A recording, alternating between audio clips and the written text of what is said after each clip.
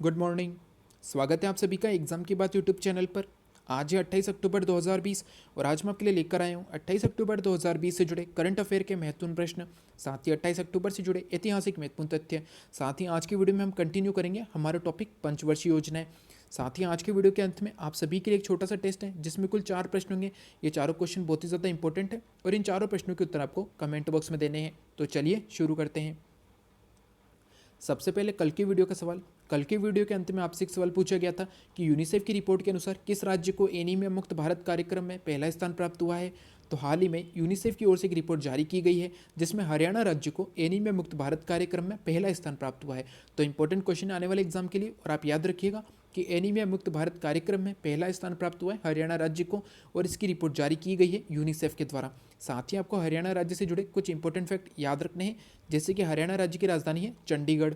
ठीक है दोस्तों, वर्तमान में मुख्यमंत्री है मनोहर लाल खट्टर, राज्यपाल है सत्यदेव नारायण आर्य।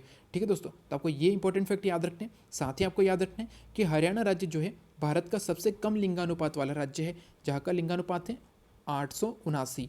तो ये चारों इंपॉर्टेंट फैक्ट भी आपको याद रखने हैं हरियाणा राज्य से जुड़े हुए। वही बात करें कल के टेस्ट की, तो कल के टेस्ट का पहला प्रश्न था चंदावर का युद्ध किस वर्ष हुआ था। तो चंदावर का युद्ध हुआ था 1194 में। इसके बारे में आप जानते हैं कि चंदावर का युद्ध 1194 में मोहम्मद घोरी और गढ़वाल और कन्नौज के राजा जयचंद के मध्य हुआ था। गढ़वाल और कन्नौज के क्षेत्र में उस समय राज्य था जयचंद का। ठीक है दोस्तों, तो जयचंद और मोहम्मद घोरी के मध्य 1194 में हुआ था चंदावर का युद्ध। तो इसके बारे में आपको बता देता हूँ कि 1191 में तराइन का पहला युद्ध हुआ था, जो कि पृथ्वीराज चौहान ने जीत लिया था मोहम्मद घोरी को हराकर। 1192 में जयचंद की मदद से मोहम्मद घोरी ने पृथ्वीराज चौहान को हराया था, यानी कि जयचंद ने मदद की थी मोहम्मद घोरी की, जिसके कारण वो पृथ्वीराज चौहान को हरा पाया। और 1194 में हुआ था चंदावर का युद्ध, और ये युद्ध हुआ जयचंद और मोहम्मद घोरी के मध्य, जिसमें मोहम्मद घोरी की जीत हो गई थी और जयचंद पराजित हुआ था। तो आपको याद रखना है 1194 में हुआ था चंदावर का युद्ध। क्वेश्चन नंबर 2 था सेन वंश का संस्थापक कौन था। तो इसका जो सही आंसर था वो था सामंत सेन। इन चारों ऑप्शन में से कोई भी सही नहीं था, इसका सही आंसर है सामंत सेन। तो इसके बारे में मैं आपको बता देता हूँ। जैसा कि आप जानते हैं कि 600 ईस्वी के मध्य में, 600 ईस्वी के जो मध्य में यानी कि सन 600 का जो समय था, उस समय भारत पर शासन था हर्षवर्धन का। हर्षवर्धन विक्रमादित्य का शासन था। इसकी मृत्यु के पश्चात जब हर्षवर्धन का साम्राज्य समाप्त हुआ तो 750 ईस्वी में बंगाल पर पाल वंश का जो है स्थापना हुई थी। बंगाल साम्राज्य पर पाल वंश की स्थापना हुई थी, और इससे जुड़ा एक इंपॉर्टेंट क्वेश्चन आया था कि पाल वंश का संस्थापक कौन था। तो पाल वंश का संस्थापक था गोपाल। गोपाल के द्वारा सन 750 में यानी कि 750 ईस्वी में पाल वंश की स्थापना हुई थी, और ये वंश चला था 1074 ईस्वी तक। 1074 ईस्वी तक यानी कि लगभग 324 वर्षों तक पाल वंश का शासन रहा था बंगाल पे। उसका अंतिम शासक था गोविंद पाल। तो आपको यहाँ पर ये याद रखना है कि गोविंद पाल को हराकर 1074 में पाल वंश को समाप्त करके सेन वंश की स्थापना की थी सामंत सेन ने। तो आप इजीली याद रख पाएंगे कि गोविंद पाल जो था ये अंतिम शासक था पाल वंश का, और सन 1074 में सेन वंश के संस्थापक सामंत सेन ने इसको हराया और सेन वंश की स्थापना की थी बंगाल के साम्राज्य पे। तो आप याद रख पाएंगे सामंत सेन जो था ये सेन वंश का संस्थापक था। 1074 में इसने अपने सेन वंश की स्थापना की थी। इसके पश्चात इसका पुत्र हेमंत सेन जो है शासक बना था, और उसके पश्चात विजय सेन जो कि हेमंत सेन का पुत्र था ये शासक बना था, और इसने लगभग 60 वर्षों तक शासन किया था सेन वंश पे, और ये सबसे अधिक समय तक शासन करने वाला, ठीक है दोस्तों, एक शक्तिशाली शासक हुआ था सेन वंश का। तो आपको यहाँ पर सबसे इंपॉर्टेंट याद रखना, सेन वंश का संस्थापक था सामंत सेन। क्वेश्चन नंबर 3 था विश्व रेड क्रॉस दिवस कब मनाया जाता है। तो विश्व रेड क्रॉस दिवस मनाया जाता है 8 मई को। इसका सही आंसर है 8 मई, और 8 मई को मनाया जाता है विश्व रेड क्रॉस दिवस अंतर्राष्ट्रीय स्तर पे। क्वेश्चन नंबर 4 है कैलाश सत्यार्थी को किस क्षेत्र में नोबेल पुरस्कार प्राप्त हुआ था। तो जो कैलाश सत्यार्थी थे इन्हें सन 2014 में शांति के नोबेल पुरस्कार से सम्मानित किया गया था। ये भारतीय थे। जैसा कि आप जानते हैं कि अभी तक कुल 9 भारतीयों को जो है नोबेल पुरस्कार से सम्मानित किया गया है, जिसमें सबसे अंतिम थे कैलाश सत्यार्थी, जिन्हें 2014 में शांति के नोबेल पुरस्कार से सम्मानित किया गया था। ठीक है दोस्तों, तो ये थे कल के टेस्ट के चारों इंपॉर्टेंट क्वेश्चन बहुत ही महत्वपूर्ण है, और इनसे जुड़े इंपॉर्टेंट फैक्ट भी आपको याद रखने हैं। अब बात करें 28 अक्टूबर से जुड़े महत्वपूर्ण तथ्य की, तो 28 अक्टूबर से जुड़ा एकमात्र महत्वपूर्ण तथ्य जो आपको याद रखना है कि ब्रिटिश इंडियन एसोसिएशन की स्थापना हुई थी 1851 में 28 अक्टूबर के दिन बंगाल में। तो आपको यहाँ पर दो इंपॉर्टेंट फैक्ट याद रखने हैं कि ब्रिटिश इंडियन एसोसिएशन की स्थापना 1851 में हुई थी और कहाँ पर हुई थी, तो बंगाल में हुई थी।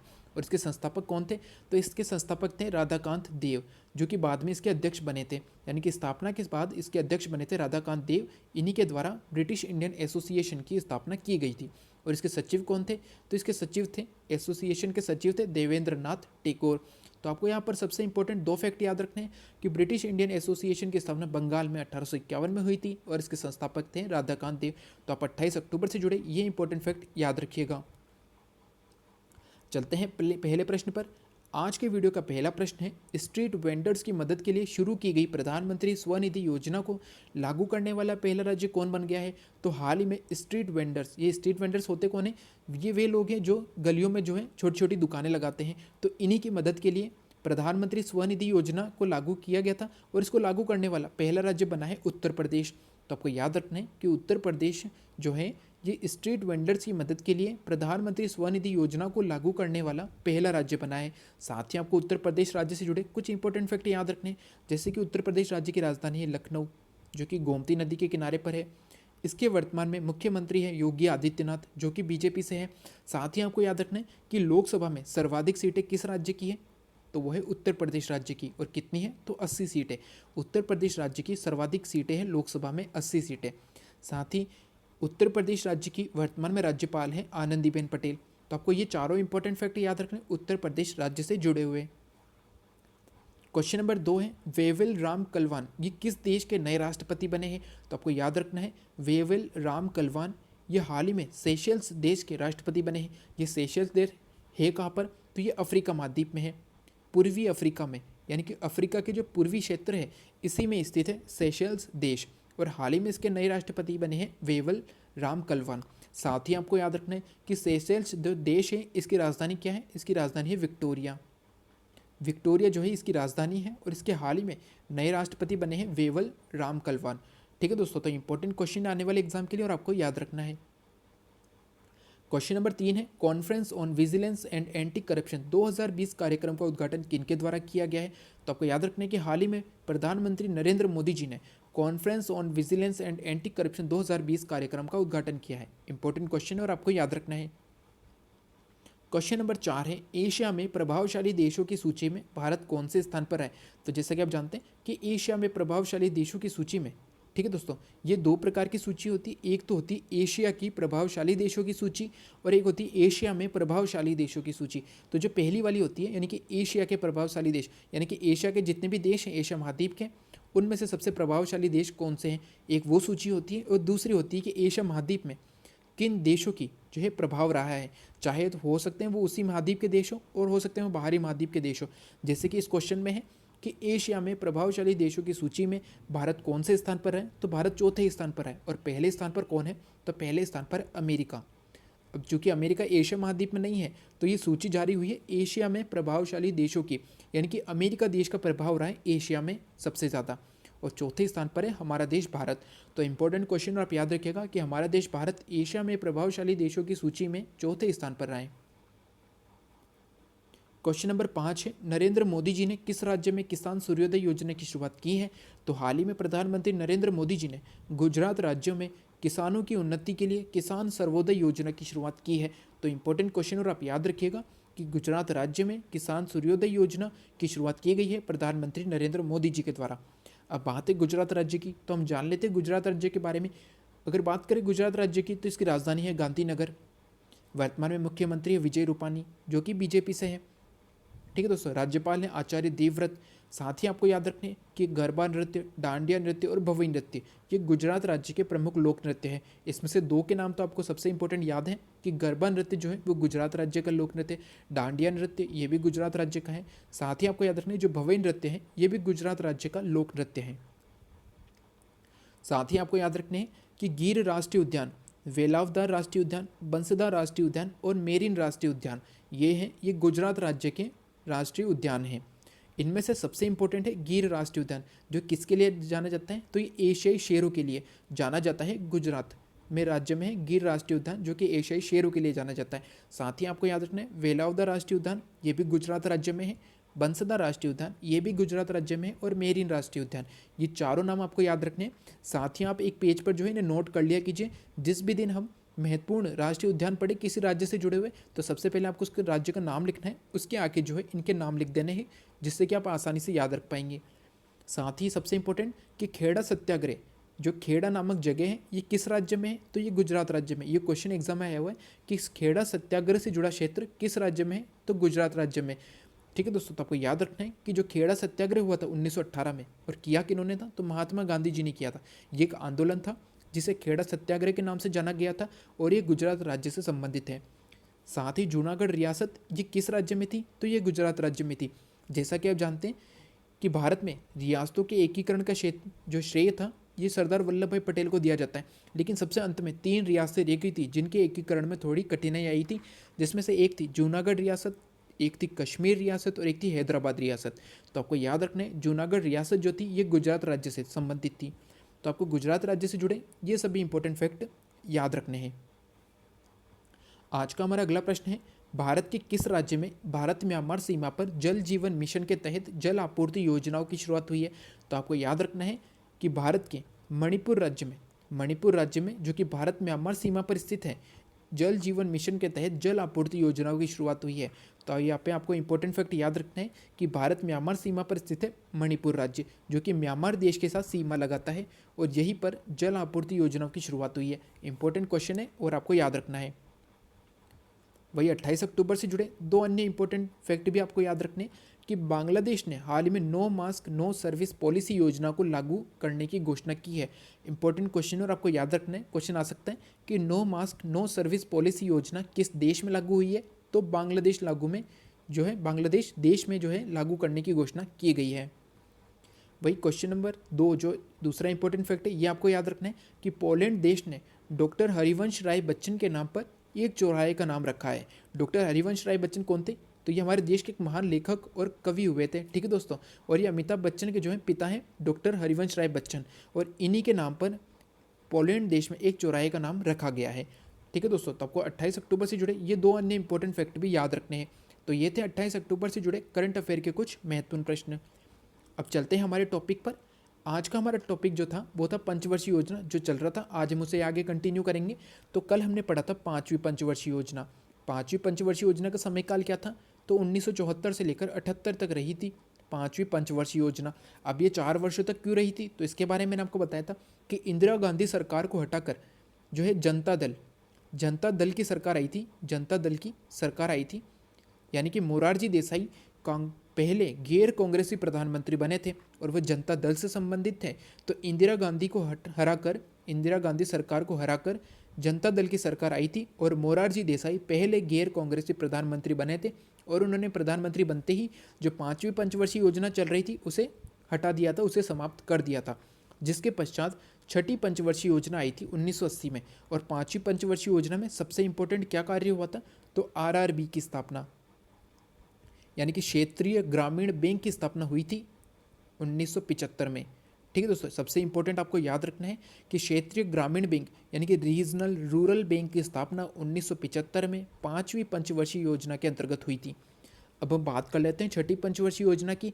तो 6ठी पंचवर्षीय योजना कब लागू हुई थी, तो 1980 से 1985 में लागू हुई थी। इसके तहत 1980 में 6 बैंकों का राष्ट्रीयकरण किया गया था। सबसे पहले 14 बैंकों का राष्ट्रीयकरण हुआ था 1969 में, और ये कौन सी पंचवर्षीय योजना में हुआ था, तो 4थी पंचवर्षीय योजना में हुआ था। इसके पश्चात 6 बैंकों का राष्ट्रीयकरण हुआ था 1980 में 6ठी पंचवर्षीय योजना में। तो इजीली आप याद रख पाएंगे कि 6 बैंकों का राष्ट्रीयकरण 6ठी पंचवर्षीय योजना में 1980 में हुआ था। इसके साथ सबसे इंपॉर्टेंट 1982 में नाबार्ड बैंक की स्थापना हुई थी। ये क्वेश्चन बहुत बार एग्जाम आया हुआ है कि नाबार्ड बैंक की स्थापना कब हुई थी, तो 1982 में हुई थी 6ठी पंचवर्षीय योजना में। इसके अलावा जो है 6ठी पंचवर्षीय योजना में सबसे मुख्य रूप से ध्यान दिया गया था रोजगार पर। जो है 6ठी पंचवर्षीय योजना में अनेक रोजगार योजनाएं शुरू की गई थी। ठीक है दोस्तों, ये सबसे इंपॉर्टेंट था कि अनेक रोजगार योजनाएं 6ठी पंचवर्षीय योजना में शुरू हुई थी। साथ ही जो है गरीबी निर्देशांक को परिभाषित किया गया था। जैसा कि आप जानते हैं, आपने पढ़ा है बचपन से कि 2400 कैलोरी, यानी कि जो गाँव में लोग रहते हैं उनके लिए 2400 कैलोरी, शहर में लोग रहते हैं उनके लिए 2100 कैलोरी जो है निर्देशित किया गया था। यानी कि वे व्यक्ति जो 2400 कैलोरी प्राप्त नहीं कर पाते हैं भोजन से, और 2100 कैलोरी जो है गांव में रहने वाले प्राप्त नहीं कर पाते हैं, वो गरीबी रेखा से नीचे माने जाते हैं। तो ये जो निर्देशांक था ये किस पंचवर्षीय योजना के तहत आया था? तो ये गरीबी निर्देशांक था, ये छठी पंचवर्षीय योजना के अंतर्गत आया था। इसके बारे में आपने बचपन पढ़ा होगा कि 2400 कैलोरी और 2100 कैलोरी जो है समय सीमा जो एक निर्धारित की गई थी, ये एक सीमा थी कैलोरी की जो कि निर्धारित की गई थी गरीबी निर्देशांक के तहत, और ये आई थी छठी पंचवर्षीय योजना में। तो आपको यहाँ पर सबसे इंपॉर्टेंट याद रखना है कि 6 बैंकों का राष्ट्रीयकरण और नाबार्ड बैंक की स्थापना ये छठी पंचवर्षीय योजना में हुई थी। 6 बैंकों का राष्ट्रीयकरण हुआ था 1980 में, और नाबार्ड बैंक की स्थापना हुई थी 1982 में। इसके बाद आई थी 7वीं पंचवर्षीय योजना जो चली थी 1985 से 1990 तक। छठी पंचवर्षीय योजना और 7वीं पंचवर्षीय योजना ये दोनों योजनाएं जो हैं ये पूरे 5-5 वर्षों तक चली थी। ठीक है दोस्तों, और इसमें जो प्रमुख ध्यान दिया गया था खाद्य, रोजगार और उत्पादकता पर। और इसमें सबसे इंपॉर्टेंट कार्य क्या हुए थे? तो 7वीं पंचवर्षीय योजना में 1986 में डाक विभाग के द्वारा स्पीड पोस्ट व्यवस्था शुरू की गई थी, जो आज भी चलती है। स्पीड पोस्ट जो किया जाता है ये कौन सी पंचवर्षीय योजना के अंतर्गत हुआ था? तो स्पीड पोस्ट 7वीं पंचवर्षीय योजना के अंतर्गत हुआ था। आप आसानी से याद रख सकते हैं, स्पीड का एस जो है ये स से 7वीं पंचवर्षीय योजना। तो 1986 में जो है स्पीड पोस्ट व्यवस्था 7वीं पंचवर्षीय योजना के अंतर्गत शुरू की गई थी। साथ ही सबसे इंपॉर्टेंट, और मैंने आपसे क्वेश्चन भी पूछा था कि सेबी की स्थापना किस वर्ष हुई थी? तो 1988 में हुई थी सेबी की स्थापना। सेबी का मुख्यालय कहाँ पर है? तो मुंबई में है। सेबी के वर्तमान में प्रमुख कौन है? तो अजय त्यागी जो है ये सेबी के वर्तमान में प्रमुख है। इसके बारे में हमने कल ही पढ़ा था। अजय त्यागी जो है ये सेबी के प्रमुख है और इसका मुख्यालय मुंबई में। इसकी स्थापना हुई थी 12 जुलाई 1988 को, और ये जो सेबी की स्थापना थी ये 7वीं पंचवर्षीय योजना के अंतर्गत की गई थी। साथ ही 1989 में जवाहर रोजगार योजना और नेहरू रोजगार योजना की शुरुआत हुई थी। जैसा कि मैंने आपको बताया कि 7वीं पंचवर्षीय योजना में रोजगार पर ध्यान दिया गया था, तो जवाहर रोजगार योजना और नेहरू रोजगार योजना जो है ये 1989 में 7वीं पंचवर्षीय योजना के अंतर्गत शुरू हुई थी। तो ये थे आज के टॉपिक के छठी पंचवर्षीय योजना और 7वीं पंचवर्षीय योजना। तो आपको सबसे इंपॉर्टेंट क्या याद रखने? छठी पंचवर्षीय योजना के अंतर्गत 6 बैंकों का राष्ट्रीयकरण 1980 में हुआ था और नाबार्ड बैंक की स्थापना 1982 में हुई थी। ये दो सबसे इंपॉर्टेंट याद रखने छठी पंचवर्षीय योजना से जुड़े हुए। 7वीं पंचवर्षीय योजना से आपको याद रखना है कि स्पीड पोस्ट व्यवस्था डाक विभाग ने शुरू की थी 1986 में, और सेबी की स्थापना हुई थी 1988 में। इसका मुख्यालय है मुंबई में। वर्तमान में प्रमुख हैं अजय त्यागी। तो आपको ये सभी इंपॉर्टेंट जो है फैक्ट याद रखने आज के टॉपिक से जुड़े हुए। तो जो भी आपको इंपॉर्टेंट फैक्ट लगे उन्हें आप नोट ज़रूर कर लीजिएगा। चलते हैं आज के टेस्ट पर। आज के हमारे टेस्ट का पहला प्रश्न है, आत्मीय सभा के संस्थापक कौन थे? तो जैसा कि मैंने आपको बताया था कि सन 1815 में आत्मीय सभा की स्थापना हुई थी। तो आपको बताना है कि निम्न में से आत्मीय सभा के संस्थापक कौन थे। क्वेश्चन नंबर 2 है, वायुमंडल की सबसे निचली परत कौन सी है? यानी कि जो पृथ्वी के सबसे निकट वायुमंडल की परत है उसका नाम क्या है? इंपॉर्टेंट क्वेश्चन है और बहुत बार एग्जाम में देखा गया। तो आप इसका आंसर बताइएगा कि वायुमंडल की सबसे निचली परत कौन सी है। क्वेश्चन नंबर 3 है, पहला संविधान संशोधन किस वर्ष हुआ था? इंपॉर्टेंट क्वेश्चन और बहुत बार एग्जाम में देखा गया। तो आपको बताना है कि पहला संविधान संशोधन निम्न में से किस वर्ष में हुआ था। क्वेश्चन नंबर 4 है, पंचायती राज की स्थापना सर्वप्रथम किस राज्य में की गई थी? तो इसके बारे में आपको बता देता हूँ कि सन 1959 में तत्कालीन प्रधानमंत्री जवाहरलाल नेहरू जी ने पंचायती राज की जो है व्यवस्था शुरू की थी। तो आपको बताना है कि पंचायती राज की स्थापना जवाहरलाल नेहरू जी ने 1959 में सबसे पहले किस राज्य में की थी। इंपॉर्टेंट क्वेश्चन और बहुत बार एग्जाम में देखा गया है। तो आज के टेस्ट के चारों इंपॉर्टेंट क्वेश्चन बहुत ही ज़्यादा महत्वपूर्ण है और कई बार एग्जाम में देखे गए। तो इनके आंसर आपको कमेंट बॉक्स में ज़रूर देने हैं। साथ ही आज के वीडियो का सवाल कुछ इस प्रकार है, भारत सरकार द्वारा किस देश के रक्षा मंत्री मार्क एस्पर को गार्ड ऑफ ऑनर से सम्मानित किया गया है?